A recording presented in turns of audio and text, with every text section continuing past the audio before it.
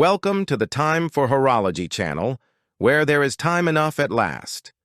Today we will be discussing the Rolex Paul Newman Daytona, or the Cosmograph as it was known when it was introduced on the market. It initially did not sell very well, customers stating it was too busy with the chronograph hands to read the time. Enter in Paul Newman with his Hollywood status solidified, he was moving on to other adventures, namely, racing. He was gifted the Rolex Cosmograph by his wife, Joanne Woodard. He wore it to almost every race he was a driver in, so naturally it gained in popularity due to Paul's status as one of the Hollywood cool.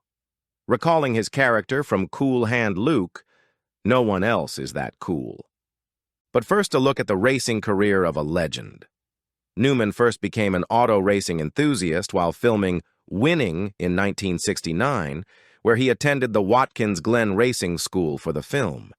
It was because of his love of racing, according to Bob Bondurant, that he agreed to host a TV show special, Once Upon a Wheel, on the history of auto racing. In 1972, Newman attended his first professional event as a driver. The Thompson International Speedway had an entry of P.L. Newman, the name he carried throughout his racing career.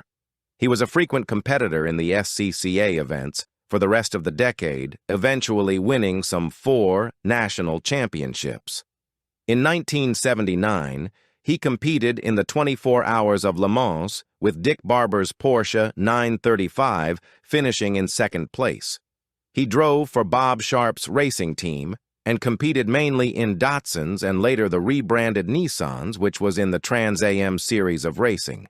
He became close with the brand, even being featured in Nissan commercials in Japan and having a special edition Nissan Skyline named after him. In 1995, he became the oldest driver to be a part of a winning team in a major sanctioned event and winning his class in the 1995 24 Hours of Daytona. His last races were the Baja 1000 in 2004 and 24 Hours of Daytona in 2005. Once again, he competed in 2007 at Watkins Glen in the number 81 Chevrolet Corvette, the number representing his age at the time. Newman's ownership of teams was equally as long as his racing career. In 1976, Newman was introduced to racing management by Bill Freeman, who specialized in Can-Am and Indy cars. The Newman-Freeman racing team was born out of that introduction. The team competed in the Can-Am series with a Chevrolet-powered Spyder NF. The team formation yielded several championships to include the Can-Am Championship in 1979. The team later established the Porsche racing team that competed in SCCA and IMSA racing events and included the Sebring 12-hour endurance sports car race. In 1983, Newman, along with Carl Haas, founded a team, Newman Haas Racing, competing in the Champ Car series. Newman also briefly owned a Winston Cup team with Hendrick Motorsports driver Greg Sachs.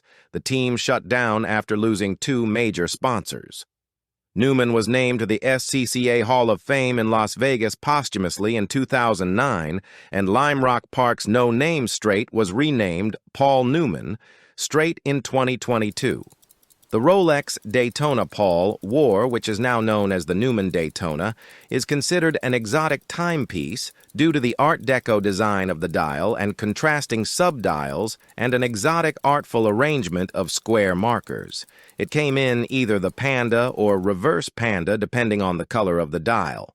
Rolex only produced about 3,000 units with that design, so considered a collectible by today's standards, an original Paul Newman Daytona has fetched $17.8 million at auction.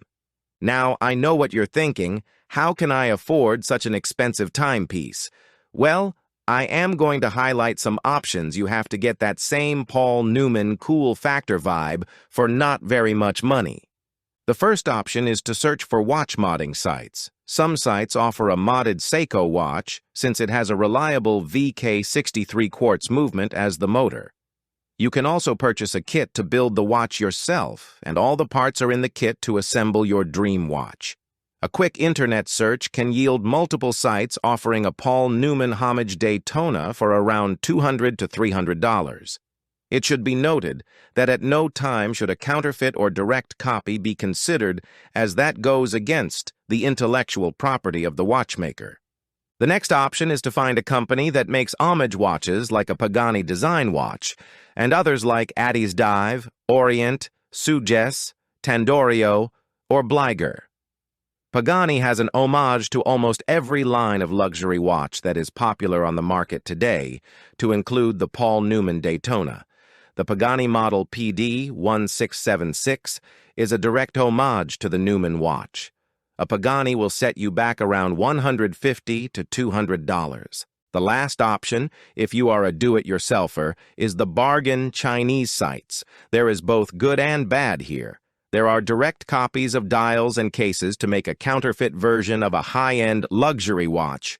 Don't do that. Instead, look for sterile dials, or some sellers will customize dials with your name or logo you design to make it your own. Going this route, you will have to assemble the parts to make your watch yourself, and for some, that makes the final piece more valuable than a high-end watch because of the time and effort used to assemble the timepiece, solidifying it in the person's timepiece collection forever. And there you have it, a practical way to get the same cool factor that Paul Newman had in his racing career. Which option would you choose? Would you look for a modded watch such as a Seiko? Or perhaps you would opt for the pre-made Pagani watch. Or maybe you are keen to try your hand at watch modding yourself, after all. Why let some guy on the internet have all the fun? Or maybe you are one of the handful that can purchase a real Paul Newman Daytona.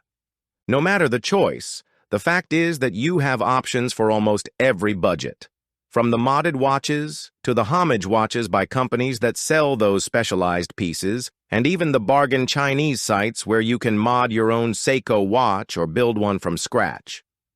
The possibilities are almost endless, and the point is to have fun with this possible newfound hobby or possibly newfound business. There are a lot of people cashing in on the homage watch scene. Maybe you too can make a business out of a hobby.